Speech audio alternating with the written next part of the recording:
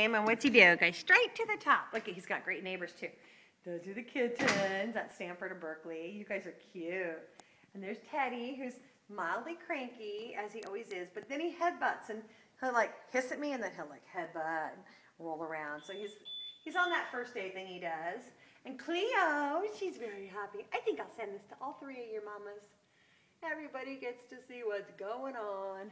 Anyway, that's what's going on. Do you guys like your new neighbor? Is it exciting? Show me a high five. Good kitty. Teddy, can you do high five? You're going to hiss at me instead. Which one is it? I don't think Cleo does high five. Cleo, will you do high five, honey? You sure? Come on. Oh. I think I almost got her. Come on, Cleo, hurry up. I can't stand. Honey, I can't sit on my tippy toes that long. Come on.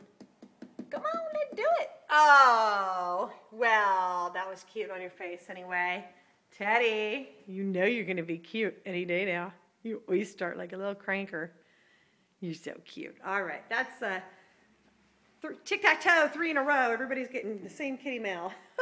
Kitty mail.